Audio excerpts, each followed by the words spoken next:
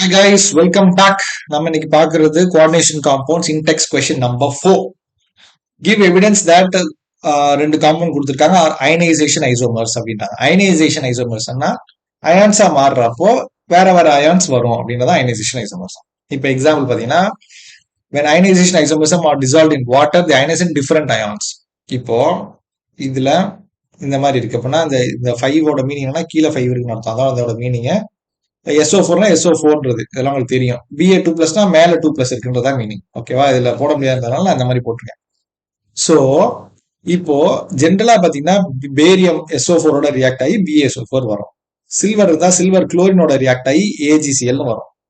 இப்போ இங்க AgCl வந்து உள்ள பவுண்டட் ஆயிடுச்சு, உள்ளுக்குள்ள இருக்கு. வெளியே இருந்தா Agஓட Cl ஆகி AgCl வந்துடும். பட் இங்க SO4 தான் இருக்கு, அப்போ உங்க ரியாக்ஷன் நடக்காது. அப்போ இங்க ரியாக்ஷன் நடக்கலைன்னா என்ன அர்த்தம்னா வெளியே SO4 தான் இருக்கு, Cl இல்ல அப்படின்றது கன்ஃபார்ம் ஆயிடும். அதே மாதிரி Ba பிளஸ் கூட குளோரின் போட்டீங்கன்னா ரியாக்ட் ஆகுது. Baக்கு SO4 வேணும். ஸோ SO4 வெளியே இருந்துச்சுன்னா ரியாக்ட் ஆகி BaSO4 வரும். BaSO4 வரல, ஒயிட் பிரிசிபிடேட் வரலன்னா அங்க குளோரின் தான் வெளியே இருக்குன்னு அர்த்தம். அப்ப Ag போட்டீங்கன்னா குளோரின் AgCl இருந்துச்சுன்னா ஒயிட் பிரிசிபிடேட் இருந்துச்சுன்னா அப்ப Cl தான் இருக்குன்றது கன்ஃபார்ம் பண்ணிடலாம். ஸோ மொத்தமா பாத்தீங்கன்னா ஒரே ஃபார்முலா, ஆனா பிராக்கெட்டுக்குள்ள இருக்கிறதுல வெளியே இருக்கிறதுலயும் சேஞ்ச் இருந்தா that is called as ionisation isomers. கிளியரா?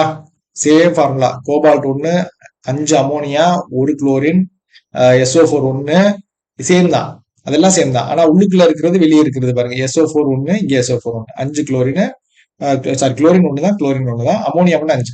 ஸோ நம்பர் ஆஃப் ஆட்டம்ஸ் தான் சேம், பட் பிராக்கெட்டுக்குள்ள இருக்கிறதுக்கும் வெளியே இருக்கிற குவான்டிட்டி வேரியேஷன் இருக்கிறனால அது அயான்ஸா ஃபார்ம் ஆகிறப்போ லிகான்ஸுக்குள்ள அந்த பிராக்கெட்டுக்குள்ள இருக்கிறத உடைக்க முடியாது. பேசிக்ஸ் படிச்சிருக்கப்ப தெரியும், இந்த பிராக்கெட்டுக்குள்ள இருக்கிறத உடைக்க முடியாது. பிராக்கெட் வெளியே இருக்கிறதும் உள்ள இருக்கிறது மட்டும் தான் அயான்ஸா பிரியும். ஸோ இது அயான்ஸா பிரிஞ்சா என்னன்னா இது மொத்தமா CONH3 5Cl இப்படிதான் பிரியும். இதுவும் SO4ம் இப்படிதான் பிரியும் அயான்ஸா. சார்ஜ் பொறுத்து பிளஸ் மைனஸ் வரும்.